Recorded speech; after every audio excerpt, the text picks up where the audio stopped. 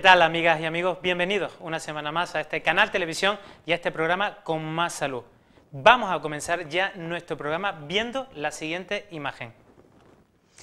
Los seguidores del Facebook de la Asociación Española de Enfermos con Cefalea describieron así cómo se sentían cuando sufrían un ataque de migraña. Es como si alguien me estuviera escurriendo el cerebro, es como si alguien subido en una tapa de alcantarilla me estuviera aplastando la cabeza, es como si alguien me clavara un clavo incandescente justo encima de la sien derecha. Son algunas de las frases con las que describieron los enfermos de esta asociación los dolores de cabeza. ¿Sabían ustedes que hasta el 95% de la población sabe lo que es un dolor de cabeza? El 70% sufre cefaleas tensionales, entre el 12 y el 15% de la población sufre migraña y entre el 3 al 5% sufre una cefalea o dolor de cabeza crónica y diaria. Las cefaleas en racimo, otro tipo de dolores de cabeza, lo padece hasta el 3% de la población, aunque la padecen mayoritariamente hombres, mientras que la migraña es más frecuente en las mujeres. Para hablarnos de los dolores de cabeza está con nosotros hoy el neurólogo Raúl Amela de la Clínica Roca. Aparte de ello, también hay que reconocer que estamos entrando en plena época de la gripe. Vamos a explicarles un par de recomendaciones para poder superar mejor estos episodios gripales. Pero antes que nada, vamos a empezar nuestro programa ya con Raquel Esteves, licenciada en Ciencias de la Educación Física y del Deporte y entrenadora en Actívate, porque nos va a explicar lo que es el core. ¿Qué les parece si nos ponemos ya en forma con Raquel?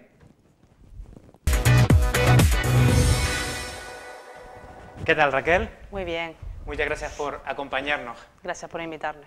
Bueno, para situarla, decirles que Raquel es licenciada en Ciencias de la Actividad Física y del Deporte, responsable y coordinadora del programa de Actividad Física y Salud para mayores del Ayuntamiento de la Villa de Agüimes, experta y máster en Actividad Física para mayores, miembro del MAEF, que ahora nos explicarás qué es, y entrenadora en el centro Equilíbrate. ¿Qué es lo de MAEF? MAEF es una asociación físico-deportiva cultural, que es un grupo de licenciados que de todos responsables de lo que es el área de mayores de sus ayuntamientos, de San Bartolomé, Agüimes, pues quisimos un poco pues crear una asociación donde se llama Asociación Físico-Deportiva y Cultural, que se engloba mayores y educación física. Y es un poquito pues ir abriendo el campo de la actividad física en los mayores en lo que es en la isla y en Canarias.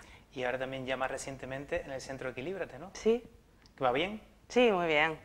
Bueno, hoy vamos a hablar contigo un tema yo creo que bastante importante, pero para situarnos un poquito, ¿nos explicas qué es eso del core y del core training? Training será entrenamiento, ¿no? Entrenamiento del core. El core es la zona media del cuerpo, el núcleo, ¿no? Core, el núcleo, se puede llamar núcleo, centro... El tronco. El tronco, ¿vale? Para que lo sitúen. Y es un paquete, un grupo de músculos que es lo que hace que se quede erguida pues nuestra posición, ¿vale? Entonces hay cuatro tipos dentro de ese paquete hay 4 grupos, que estaría el recto, los oblicuos, interno y externo, como podemos ver. Son los que vemos en la imagen, exacto, ¿no? y el transverso del abdomen. El recto lo que nos ayuda es hacer la flexión. Que es el primero a la izquierda, ¿no? Exacto, el primero de la izquierda. Hacer la flexión y extensión. La tableta de chocolate. La tableta de chocolate, exacto. La famosa deseada tableta que no la llegaremos a conseguir si no tenemos los otros 3. Importante. ¿Vale? El oblicuo externo y el interno, que nos ayuda a lo que es todo lo que serían las torsiones y las lateralizaciones. Y el transverso del abdomen, ¿vale? Que es el más profundo de todos. Y, bueno, más profundo, en forma de anillo, ¿vale?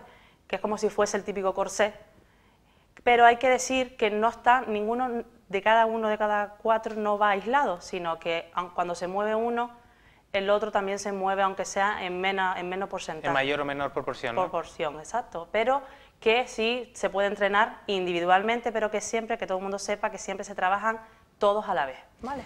Pero no son los únicos músculos que actúan en este core. No, a ver... aparte lo que es el núcleo, el tronco, se ancla al tren inferior y tenemos también la parte posterior que sería la espalda, que tenemos todos los paravertebrales, tenemos los glúteos, Como ¿vale? lo que vemos en la imagen, Como lo que ¿no? vemos en la imagen, ¿vale? En la imagen de la izquierda ya vemos ahí el recto del abdomen, que es la famosa tableta de chocolate, y los transversos. Pero en la de la derecha ya vemos los oblicuos, los supraespinosos, un poquito también los aductores, hay que nombrarlos, el glúteo medio, el máximo, el mayor.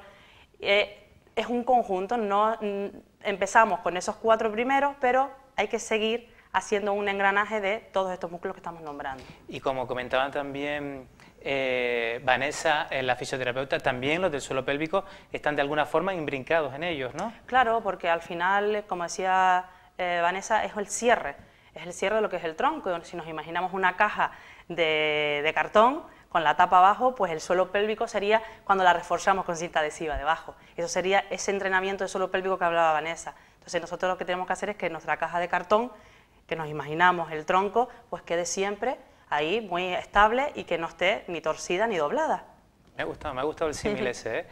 Esto también lo comentabas tú porque si yo muevo los músculos delante, también estoy moviendo los músculos de atrás. Claro. Nos vamos compensando. Exacto. Por eso es un trabajo en conjunto. No puedo entrenar, hacer un entrenamiento de un grupo muscular específico porque, a su vez, como decíamos antes, siempre hay un pequeño porcentaje que va engranado uno con otro. Entonces no nos podemos olvidar nunca ni de la parte posterior ni de la anterior. ¿Por qué nos beneficia hacer los ejercicios del core? Supongo que no solamente para tener una tableta de chocolate. No, que va. Primero para la higiene postural. Es muy importantísimo, ¿vale? La higiene postural, llevar la postura correcta, para el tema del centro de gravedad. Nos ayuda a ganar más capacidad pulmonar. Podemos aguantar más ejercicio dependiendo de la modalidad. Aparte vamos mejor a lo que es al baño, ¿vale? El suelo pélvico. El suelo pélvico previene muchas lesiones, ayuda al rendimiento deportivo, cuanto más tengo tonificado el tronco mejor, aumenta la fuerza muscular, reduce la fatiga, ¿vale? Tiene muchísimos más efectos de los que no tienen, más efectos positivos que negativos. Y uno también que siempre me gusta nombrárselo a algunos pacientes que se pongan ahí en forma, es que también evita el desarrollo de hernias discales. Sí, también, importantísimo, claro. Hace de armadura, ¿no? Como De te digo, armadura. hace de armadura a lo que es a todo el soporte, como digo yo, óseo. Bueno, pues una vez que hemos explicado en qué consiste el core, estos músculos de la zona del tronco, y para qué nos beneficia poderlos entrenar, ¿qué te parece si vemos cómo empezamos a entrenar estos músculos del core? Sí. Existen varios periodos y fases para entrenar lo que es el core, ¿vale? Y tenemos que tener muy claro la sesión que vamos a tener. Que aquí lo vemos en esta imagen, ¿no? ¿Vale? Exacto. Tenemos las 3 fases, como vemos en la imagen, que es el básico, el específico y el mantenimiento. Siempre tenemos que empezar por el básico, ¿vale? Dentro del básico ven que hay 2 fases, está la inicial y la de acumulación. En azul y en verde. Exacto. Yo primero tengo que empezar con la inicial.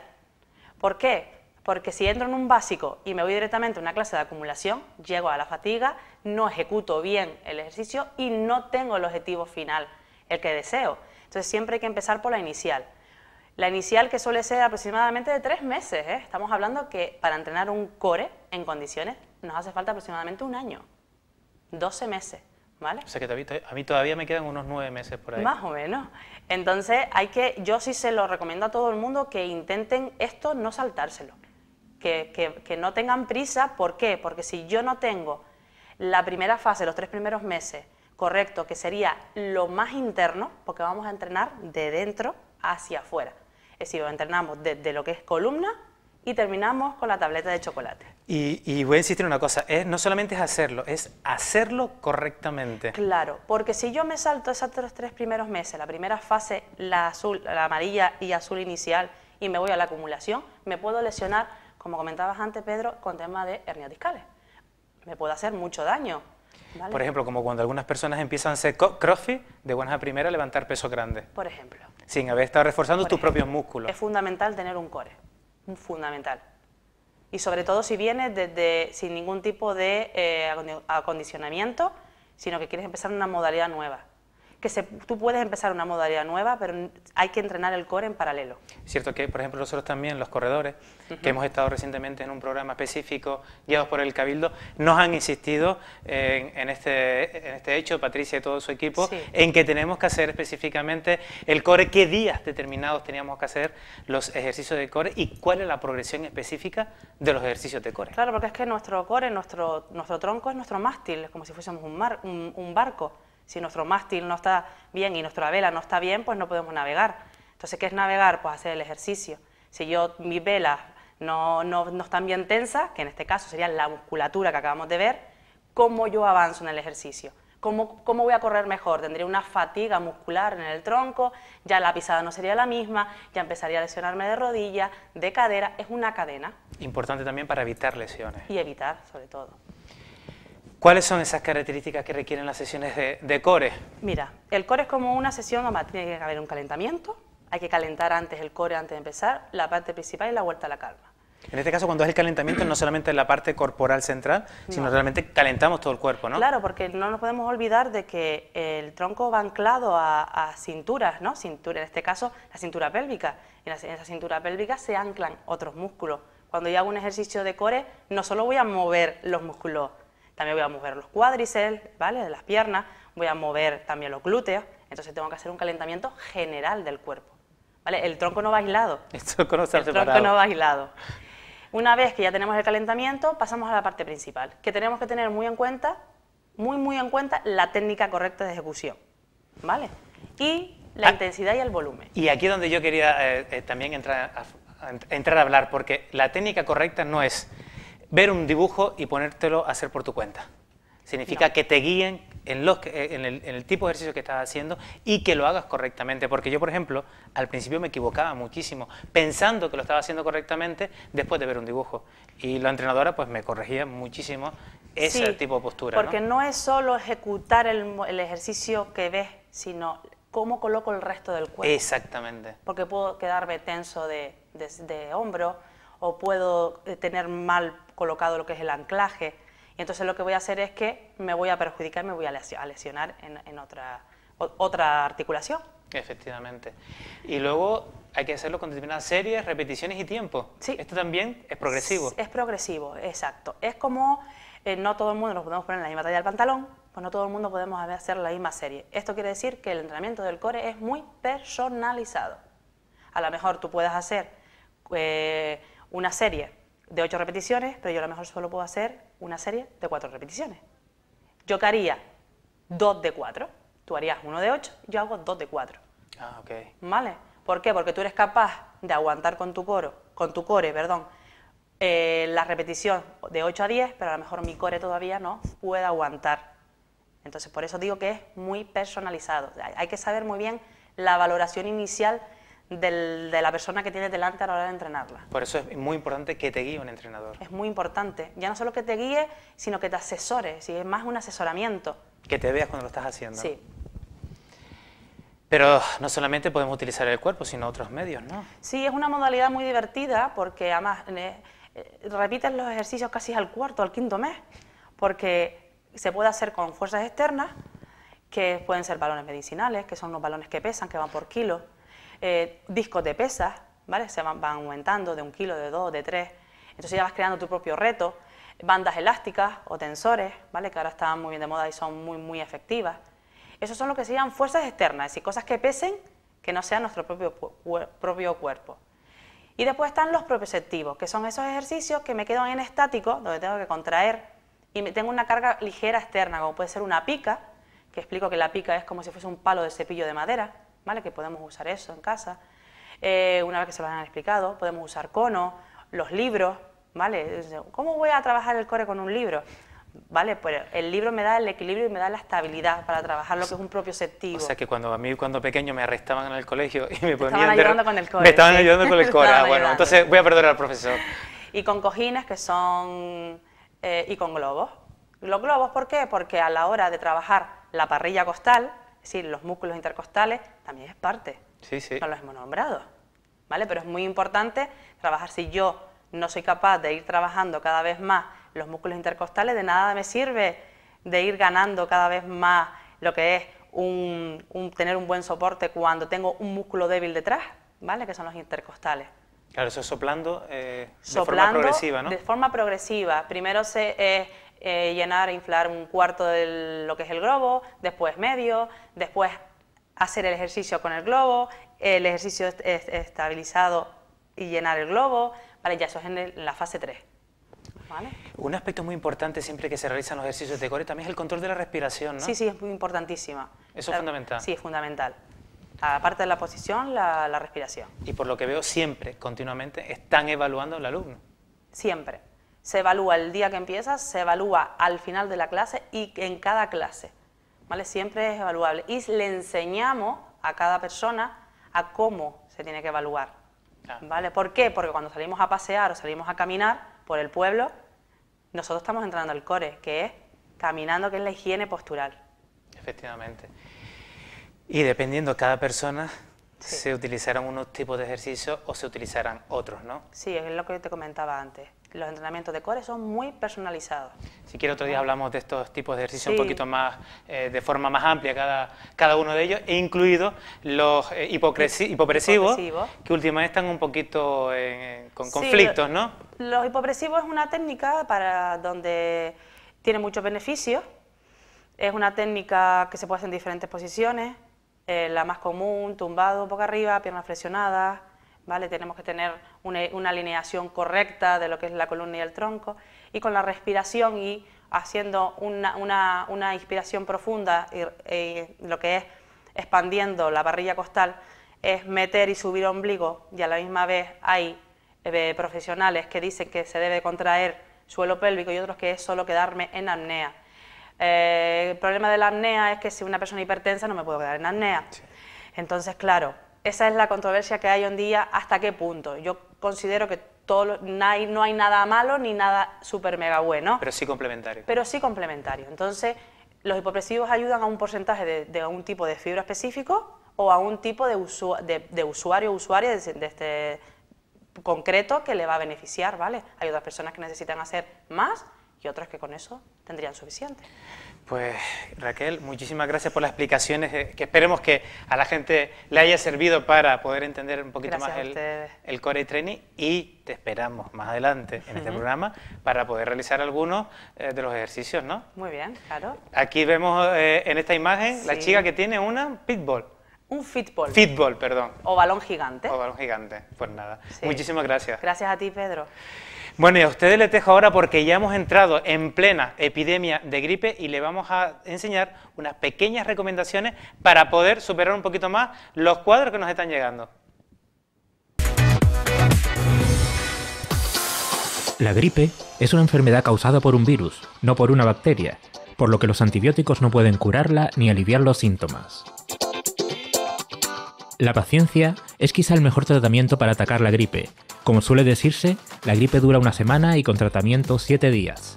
De hecho, la fiebre que provoca la gripe es habitual que dure 4 o 5 días, y la tos y el cansancio pueden durar hasta 3 semanas. Por eso es normal que altere nuestro ritmo de vida habitual. Esto hace que una vez contraída la enfermedad, el tratamiento esté destinado a aliviar los síntomas y no a curarla. La mejor recomendación en caso de gripe es descansar, beber abundante líquido y no tomar alcohol. No resulta conveniente fumar, por lo que puede ser un buen momento para dejar definitivamente el tabaco. En caso de fiebre o dolores se pueden tomar antitérmicos, como el paracetamol, y en algunos casos pueden usarse descongestionantes nasales o medicamentos para la tos. Si se es una persona de edad avanzada o se padece de una enfermedad crónica, debe consultar con su médico para saber exactamente qué se puede tomar para que el tratamiento no interfiera con su medicación habitual, y también porque se es más propenso a padecer complicaciones de la gripe.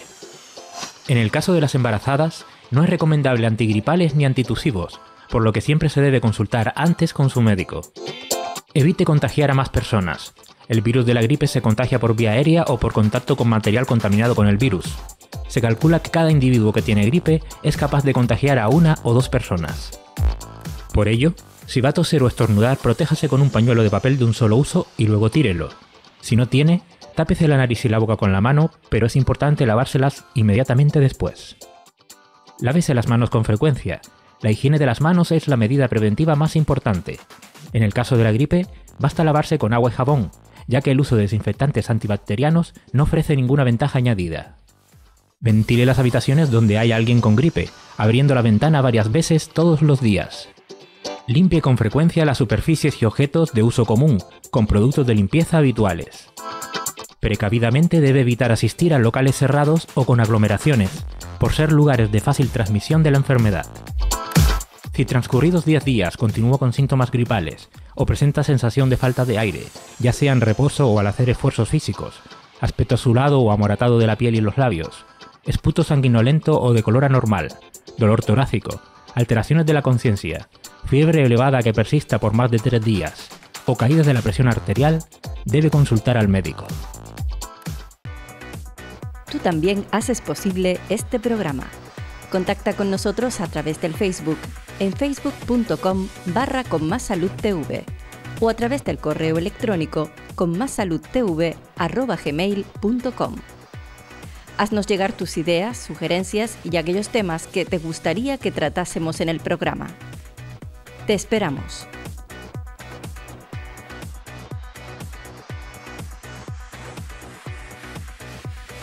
Estamos ya con nuestro siguiente invitado, Raúl Amela, neurólogo del Hospital Insular de Gran Canaria. ¿Qué tal, Raúl? Hola, ¿qué hay? ¿Cómo estás? Muchísimas gracias por venir y por hablar de un tema tan frecuente como lo que dije al principio del programa, que casi el 95% de la población ha sufrido o sufrirá un dolor de cabeza. Sí, desde luego la cefalea es una de las causas más frecuentes de consulta, prácticamente en neurología en concreto, pero en cualquier consulta médica se considera que entre un 10 a un 15% de las consultas son por cefalea, con lo cual la gran importancia que tiene a la hora de atender a nuestros pacientes. Efectivamente, pero en primer lugar, ¿por qué se produce un dolor de cabeza? Bueno, el dolor de cabeza, la cefalea, habitualmente más que una enfermedad en sí, es una predisposición a desarrollar dolores como consecuencia de unos mecanismos que hacen que diferentes procesos puedan causar dolor de cabeza. No existe una causa única y básicamente es una predisposición. Pero a veces también puede ser sin una causa aparente, como serían las cefaleas primarias, ¿no? Y otras que sí hay una causa que pueda estar debajo, ¿no? No, por supuesto, es decir, dentro de los dolores de cabeza, la gente que acude por dolor de cabeza, la mayoría de pacientes lo que tiene es una cefalea primaria, es decir, un dolor de cabeza que ocurre por una hipersensibilidad de los mecanismos neurógenos a nivel del cerebro. Realmente cefaleas como consecuencia de una lesión estructural o como consecuencia de un proceso externo son más infrecuentes, menos de un 5% de los dolores de cabeza se deben a una patología primariamente neurológica. Efectivamente. ¿Cómo podemos diagnosticar un dolor de cabeza? Porque yo creo que esto es una cosa que sí deben tener muy en cuenta los telespectadores, ¿no? Para que se queden más tranquilos. Claro, el dolor de cabeza se diagnostica fundamentalmente hablando, como tú y yo ahora, ¿de acuerdo? Es decir, la anamnesis, la entrevista clínica que tiene el médico con el paciente, que luego confirma con una exploración, es lo que más clara, con mayor certeza llega al diagnóstico, más que ninguna prueba, que son exclusivamente para descartar. Sin embargo, mucha gente piensa que debajo de su dolor de cabeza pues puede tener o bien un cáncer, o bien una hemorragia, o bien alguna otra cosa, y lo habitual es que nos pidan una prueba de imagen, y muchas veces hasta una radiografía, ¿no?, para verlo. ¿Cuándo hay que pedir una prueba de imagen para descartar que haya algo? Aunque, como bien dice, solamente el 5% son de origen secundario. Claro, es decir, realmente muchas veces la prueba de imagen es un modo un poco más de descartar otra serie de procesos. La exploración física que realiza el médico en la consulta muchas veces es suficiente para llegar a una certeza en cuanto al diagnóstico del paciente. No obstante, existe una serie de síntomas, ¿no?, un cambio en las características del dolor de cabeza, la aparición súbita durante el sueño, la presencia de anormalidades en la exploración física, nos pueden ayudar a pensar que puede haber algo más. No es obligatorio, pero desde luego sí que lo ayudan. En ese momento debemos pedir una prueba. Si hay algún cambio con respecto a lo que había, un dolor de cabeza de larga evolución, bien conocido, estudiado y seguido por un médico, la mayoría de veces no necesita una prueba de imagen. Sobre todo si la exploración neurológica, como dices tú, es absolutamente normal. Sobre todo si la exploración es absolutamente normal. Bueno, mirando el listado de dolores de cabeza, de cefalea, en los libros, pues la verdad que es enorme. Pero vamos a centrarnos, si quieres, en dos, que son las dos quizás con más frecuencia, ¿no? Entre ellas la cefalea tensional. que no tiene nada que ver con la tensión arterial, para que la gente lo entienda. ¿Nos puede explicar un poquito en qué consiste esa cefalea tensional? Aunque aquí en la imagen vemos un poquito los criterios de la Asociación Internacional para los Dolores de Cabeza. Claro, realmente la cefalea tensional es la causa más frecuente de cabeza. Para que nos entendamos, la cefalea tensional es el dolor de cabeza que todo el mundo ha tenido después de una preocupación, después de un cansancio, de una falta de sueño, es decir, una sensación de presión. La gente lo cuenta muchas veces como un casco, como una banda alrededor de la cabeza que presiona constantemente, que no tiene una gran intensidad, pero sí que puede llegar a ser muy molesta y que persiste a lo largo del tiempo. Este dolor de cabeza es un dolor de cabeza primario, ¿de acuerdo?, muy habitual, que normalmente con un tratamiento adecuado suele responder aceptablemente, aunque a veces es un poco más costosa de eliminar. ¿Hay factores que favorezcan estos dolores de cabeza tensionales?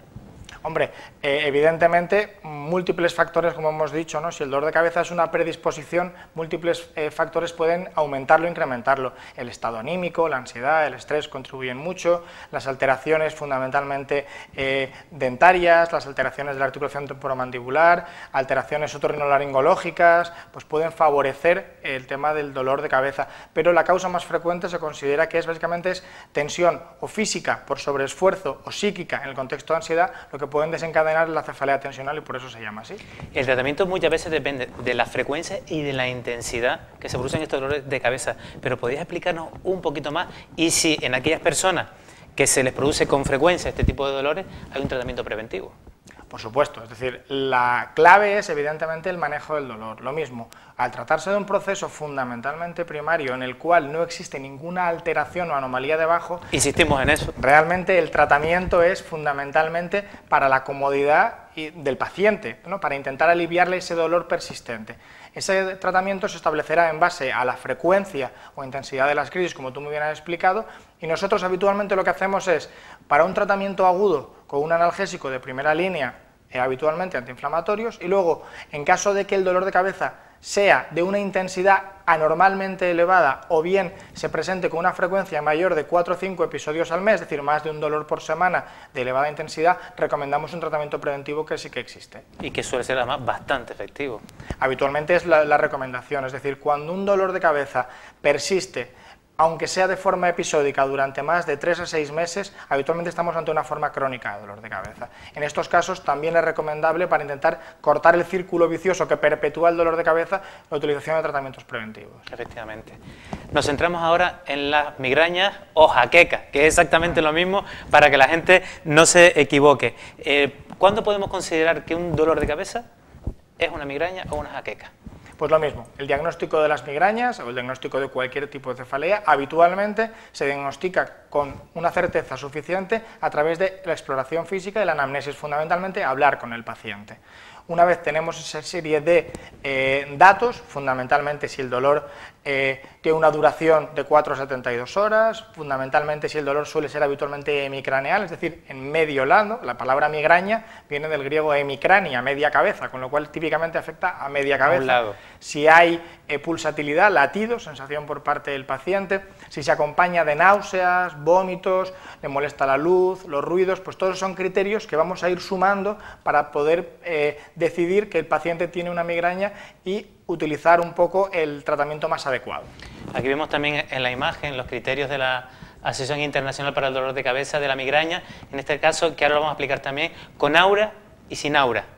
Y una duda tengo yo, y que a veces la gente te lo pregunta en consulta, ¿el dolor de la cabeza en un solo lado puede cambiar de lado? Habitualmente es así, y de hecho eso... No siempre es el mismo.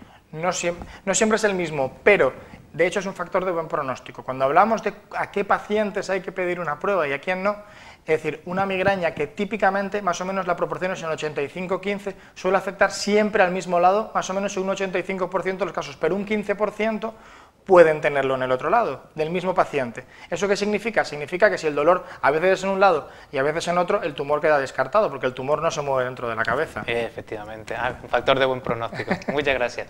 ¿Qué es eso del aura? El aura, bueno, el aura consiste fundamentalmente en una alteración en el funcionamiento de la corteza cerebral que ocurre típicamente previa a los dolores de cabeza, el cual, si consideramos que el mecanismo que produce una migraña es una despolarización, un cambio en la corriente que actúa en la corteza del cerebro, previo a que aparezca el dolor, esos cambios en la corriente lo que provocan es anormalidades del funcionamiento, típicamente en forma de luces brillantes, destellos, olores, dificultad para hablar por parte del paciente, que le cuesta hablar, también puede ocurrir disminución del campo visual, el paciente lo que cuenta es que nota que ve menos o ve borroso una parte del campo visual. Pueden ser muy variadas, realmente casi cualquier función cerebral puede estar alterada previo a una migraña, y siempre y cuando sea un periodo de tiempo corto, entre 20 y 30 minutos, típicamente precediendo al dolor de cabeza, indica un aura. ¿Habitualmente el paciente suele tener el mismo tipo de aura? Habitualmente suele tener el mismo tipo de aura el paciente, pero en algunos tipos de pacientes, fundamentalmente un tipo de migraña que se llama migraña basilar, que ocurre en la parte de atrás del cerebro, pueden combinar diferentes tipos de aura. Aunque lo vamos a poner aquí también, exactamente una migraña, cualquiera puede tener un episodio ocasional, que es lo que acabamos de describir ahora, pero ¿cuándo consideramos realmente que esa migraña es una migraña crónica y por tanto el tratamiento que vamos a manejar después es completamente diferente? Vale, los criterios de migraña crónica son muy variables, como los tienes tú ahí. Realmente, básicamente, lo que hablamos es de un dolor de características de migraña, de características de jaqueca, que persista durante más de 15 días al mes, durante más de 3 meses. Es un poquito sería la definición. En caso de suceder esto, pues estamos hablando de un fenómeno de migraña crónica. El tratamiento, pues vamos a tener que incrementar un poquito la intensidad, por nuestra parte, como médicos, el tema del tratamiento, para intentar mejorar al paciente, con tratamientos quizás un poco más agresivos y, sobre todo, disminuyendo tratamientos inadecuados. Quiero recordarte que la causa más frecuente de migraña crónica es el abuso de analgésicos. Sí, de calmante, efectivamente. Pero nosotros podemos poner un tratamiento preventivo, no solamente para la crisis de migraña. En el caso de la migraña crónica podemos poner un tratamiento preventivo. Por supuesto. Y aparte tratar la crisis. Por supuesto, y es lo recomendable. Lo recomendable es migraña sin aura o migraña con aura con los mismos criterios que cefalea tensional, es decir, unas cefaleas de una intensidad elevadamente anormales o más frecuentes de lo habitual pueden beneficiarse, y una migraña crónica siempre debe beneficiarse de tratamiento. En este caso el tratamiento es un poco diferente, ya que aquí lo que vamos a utilizar fundamentalmente son medicamentos que, aunque tienen muy mal nombre, son antiepilépticos y antidepresivos, pero que realmente funcionan como neuromoduladores, es decir, fármacos que modifican esta hiperexcitabilidad de la corteza cerebral, disminuyéndola y haciendo que haya una menor predisposición al dolor de cabeza, y suelen ser tremendamente efectivos. Aparte del tratamiento farmacológico, nosotros como pacientes que podemos padecer estos dolores de cabeza, tanto tensionales como migraña, ¿podemos hacer algo para poderlos evitar, por ejemplo la alimentación o algo? Por supuesto, es decir, dos cosas. Primero que nada, vuelvo a insistir, ¿no? Una predisposición a desarrollar dolores de cabeza, una hiperexcitabilidad de un grupo de neuronas que favorece los dolores de cabeza. En la medida que tengamos una actitud más o menos rutinaria, es decir, una alimentación más o menos regular y estable, tengamos un ritmo de sueño regular y estable, un nivel de estrés más o menos controlado, pues probablemente tendremos una menor predisposición. En el caso de las mujeres, también la menstruación, pues hay una migraña que está favorecida por los cambios hormonales de la menstruación, evidentemente eso no lo podemos modificar, pero sí que podemos un poco intentar ayudarles a los días de mayor migraña, también controlarla desde un punto de vista farmacológico. Para terminar, sí me gustaría volver a repetir, yo creo que es muy importante, incluso para diferenciarlos de un ictus, ¿no? Que también está por ahí alguna causa previa, cuáles son las cosas como pacientes que nosotros tenemos que tener en cuenta, o digamos asustarnos, para poder ir a un médico o incluso a urgencias cuando tenemos un dolor de cabeza. Vale, pues evidentemente lo más importante, ¿de acuerdo? Un dolor de cabeza que nunca hemos tenido, distinto o diferente de nuestros dolores de cabeza habituales, es un primer signo de alarma, especialmente si aparece bruscamente durante el sueño, la sensación de que alguien me ha golpeado en la cabeza, o un dolor que aparece bruscamente y nunca lo hemos tenido, que aparece durante un esfuerzo, durante una relación sexual, es una cosa un poco para vigilar. Y luego, por supuesto, si asociado al dolor de cabeza aparece algún síntoma, que puede ser un aura, pero que no se quita, ¿de acuerdo? Hemos dicho que las auras suelen durar 15-20 minutos y persisten más allá de ese tiempo. O bien, si aparece alguna anormalidad más importante en forma de una debilidad, una desviación de la comisura, una incapacidad para hablar o una pérdida de fuerza o sensibilidad, ahí deberíamos ir al médico. Importantísimo. Raúl, el tiempo en televisión es muy corta, pero la verdad que ha sido magnífico tu exposición y muchísimas gracias por ayudarnos a entender un poquito más los dolores de cabeza. Muchas gracias a ti y a ustedes por invitarme. Que les recuerdo a los telespectadores que es lo mismo que decir cefalea, para el que no se ha quedado por ahora con el tema. Muchas gracias. De nada. Y a ustedes les esperamos ya la semana que viene en este mismo programa y en este mismo canal.